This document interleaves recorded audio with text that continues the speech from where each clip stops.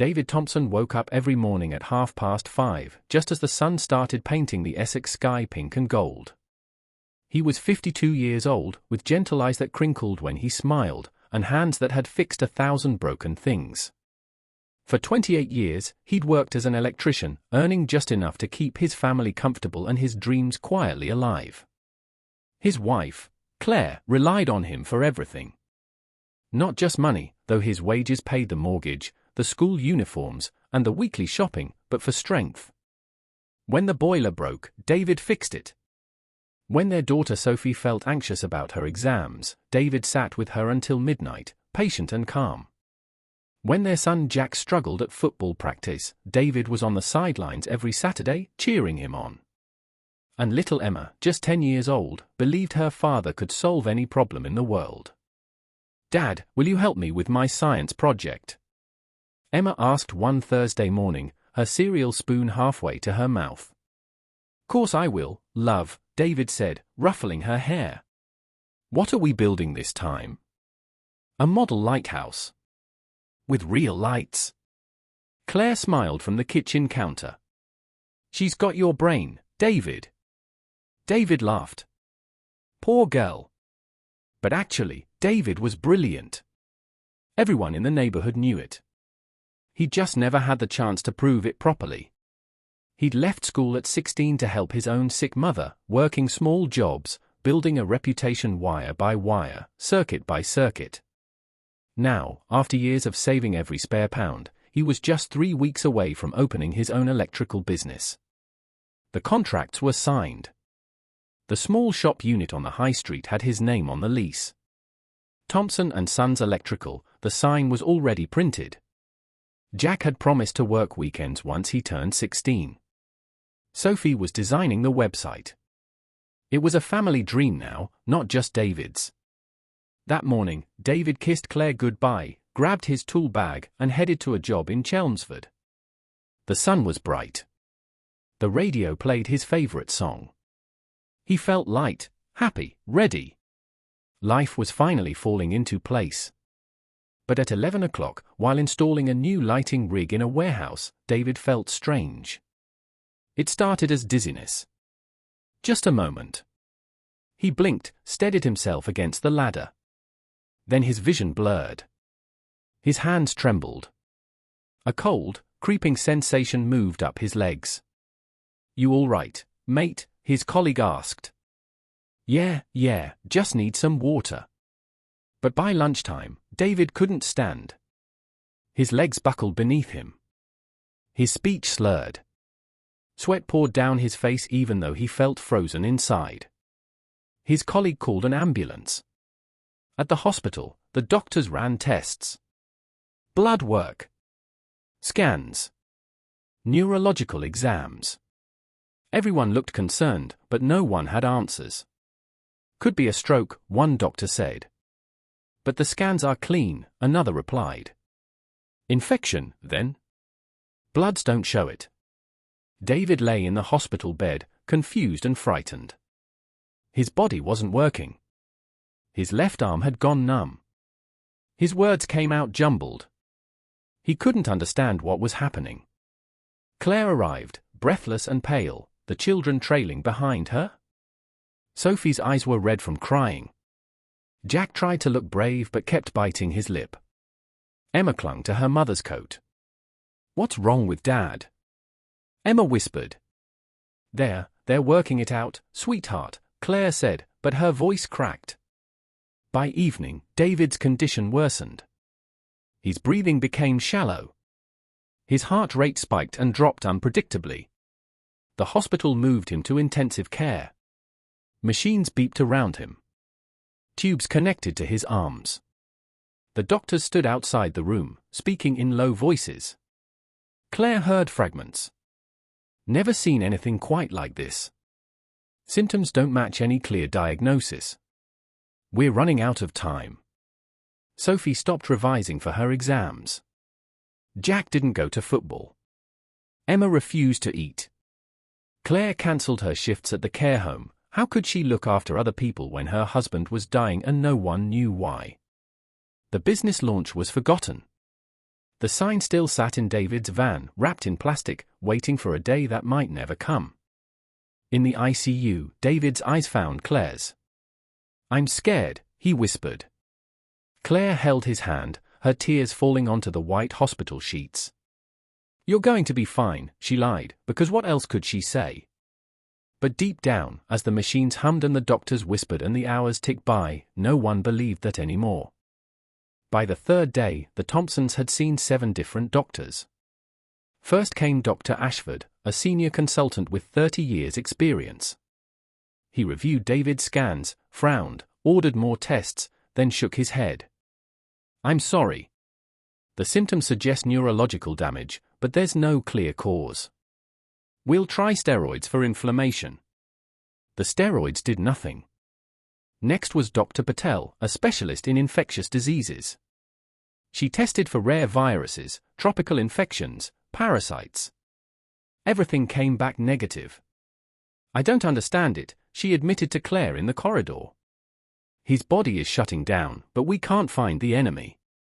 Then came Dr. Hughes, a toxicologist, who wondered if David had been exposed to poison. They tested for heavy metals, industrial chemicals, pesticides. All clear.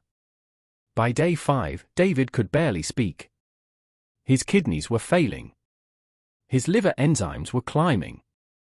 The family was told to prepare for the worst. "We've done everything we can," Dr. Ashford said gently, his face full of genuine regret. "I'm so very sorry." Claire collapsed in the corridor, sobbing so hard she couldn't breathe. Sophie held her mother while Jack punched the wall, his knuckles splitting.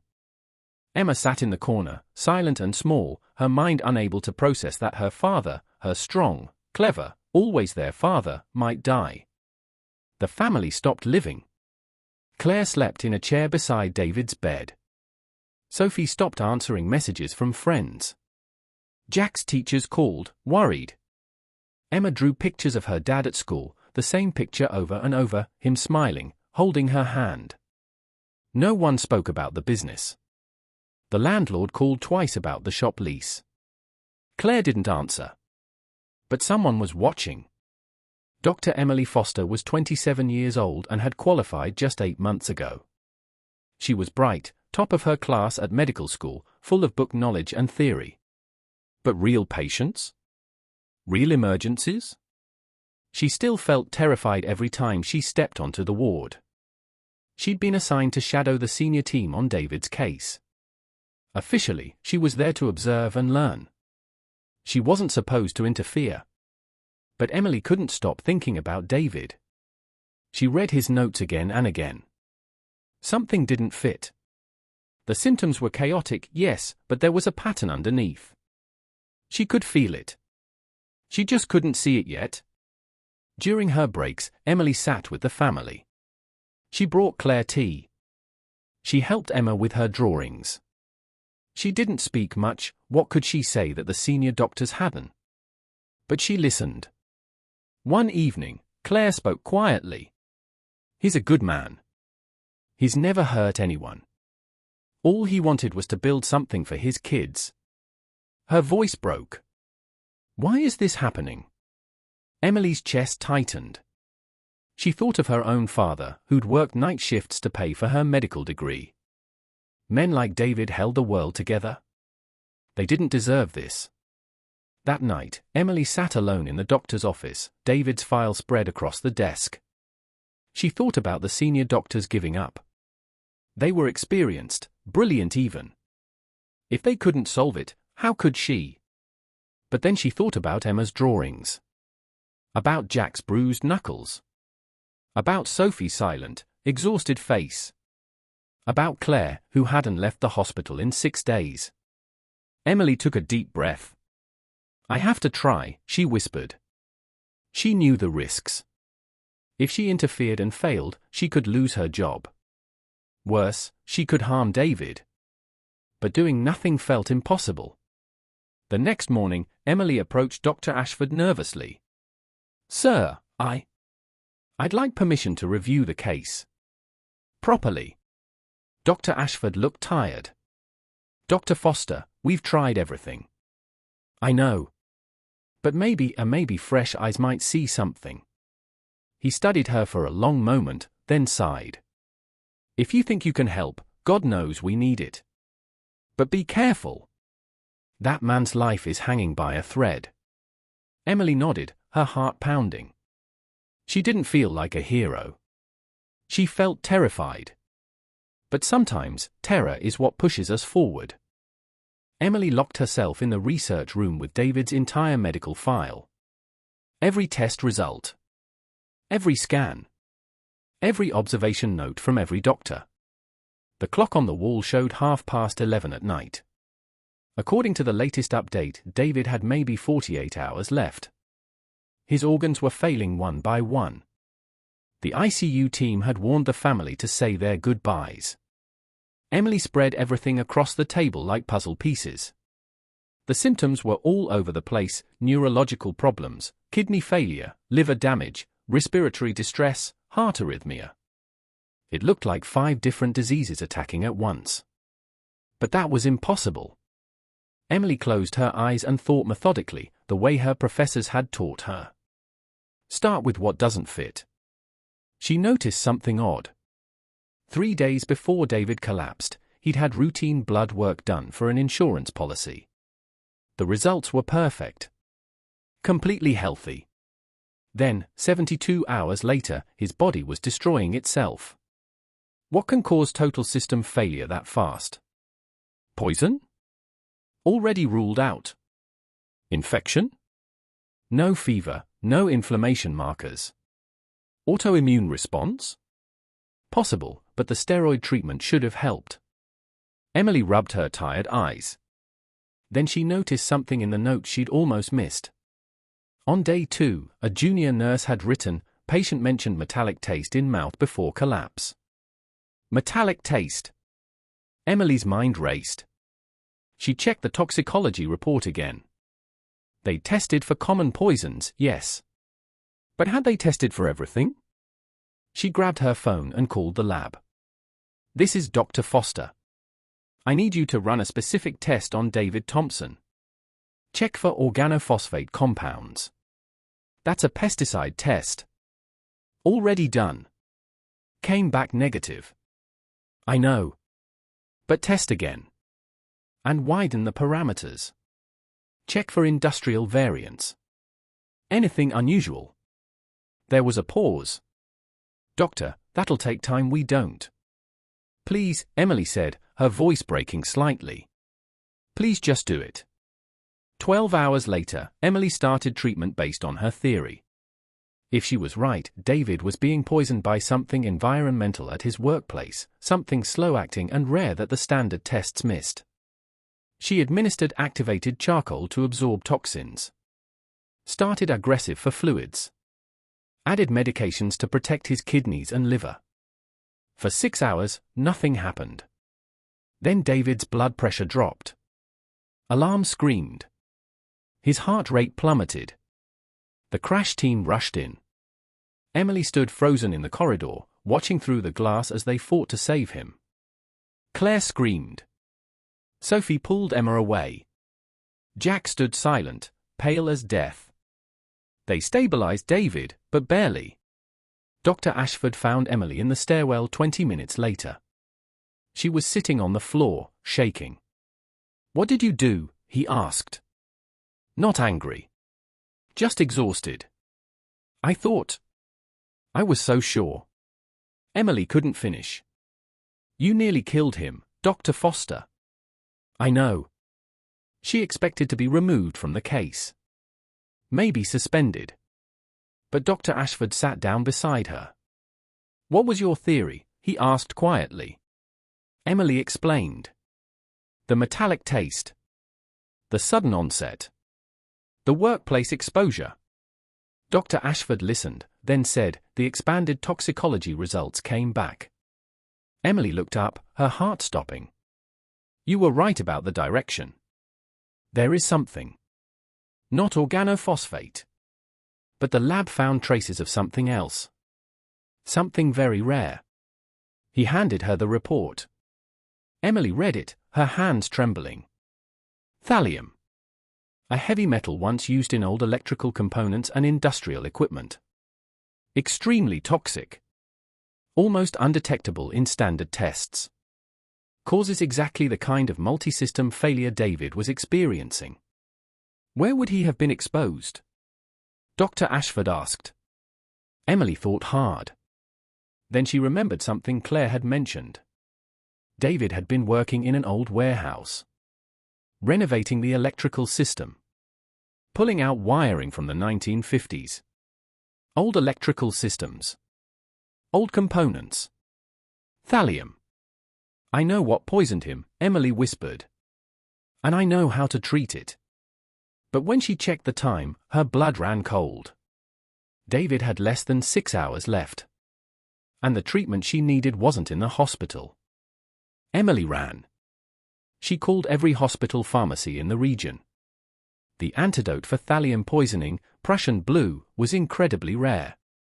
Most hospitals didn't stock it. Please, she begged the 5th pharmacist she called. This is life or death. We have some, but it's 40 minutes away. And we need authorization.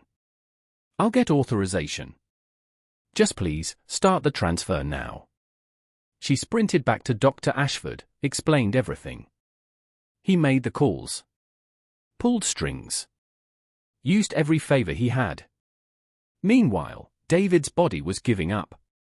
His breathing was supported entirely by machines now. His heart rhythm was dangerously unstable. Claire sat beside him, holding his hand, whispering memories. Their wedding day. The births of their children. The first time he'd made her laugh. Please don't leave us, she whispered. Please, David. We need you. Sophie stood at the window, tears streaming silently. Jack held Emma, who'd finally stopped crying and gone eerily quiet. The antidote arrived with 30 minutes to spare. Emily's hands shook as she prepared the four. This was it. If she was wrong, David would die. If she was right but it was too late, David would die. Dr. Ashford stood beside her. You've done brilliant work, Dr. Foster. Whatever happens now. Emily injected the Prussian blue into David's line. Then they waited. 5 minutes passed. Nothing. 10 minutes. The machine still beeped their urgent warnings. 15 minutes. Claire sobbed into her hands. 20 minutes. Then, so gradually Emily almost missed it, David's heart rate steadied. Just a fraction. Then a bit more. His oxygen levels ticked upward. The alarms quieted. Come on, Emily whispered. Come on, David. Fight. By the hour mark, the change was undeniable. David's kidneys started producing urine again. His liver enzymes began to drop. His breathing, though still assisted, grew stronger. By hour 4, he opened his eyes. Claire gasped. David? David, can you hear me? His lips moved. His voice was barely a whisper, but it was there. Claire! She burst into tears, pressing his hand to her face. Sophie rushed to the bedside, grabbing her father's other hand. Jack and Emma crowded close. Dad! Emma cried. You're awake! David's eyes filled with tears. He looked at each of them, his family, his whole world. I'm here, he whispered. I'm still here.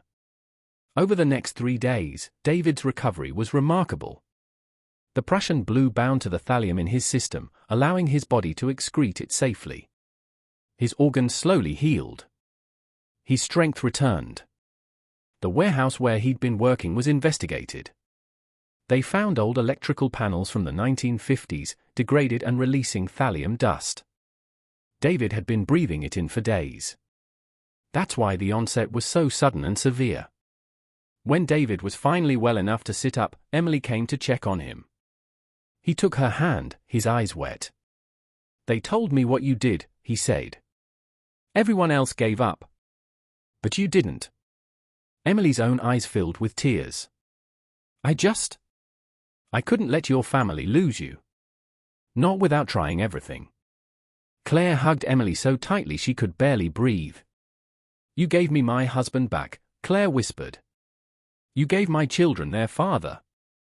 How do I ever thank you for that? You don't have to. You're a miracle, Sophie said quietly. Emily shook her head. No. The miracle was your dad. He's incredibly strong. 3 weeks later, Emily received an invitation. She arrived at a small shop on the high street. The sign above read, Thompson & Sons Electrical. Inside, David stood with his family, his arm around Claire, grinning widely. We wanted you to be here for the opening, he said. None of this would have happened without you. Emma ran forward and hugged Emily's legs. You saved my dad. Emily knelt down, smiling through tears. Your dad saved himself by being strong. I just helped a little bit. Jack handed her a framed photograph, the whole family, together and smiling. So you remember, he said, that what you do matters. As Emily walked home that evening, the photograph under her arm, she thought about what she'd learned. Experience matters. Knowledge matters. But so does compassion. So does refusing to give up. So does seeing patients not as cases, but as people, as fathers and husbands, as dreamers, as the backbone of families who love them. She'd been terrified she wasn't ready. But maybe being ready isn't about knowing everything. Maybe it's about caring enough to keep trying, even when the answer isn't clear. David Thompson got to open his business. Got to watch his children grow. Got to hold his wife and live the life he'd worked so hard to build. And Dr. Emily Foster learned that sometimes, the smallest clues, a metallic taste, a missed detail, a quiet observation, can lead to the biggest victories. Not because you're the most experienced, but because you never stopped looking. Because you never stopped caring.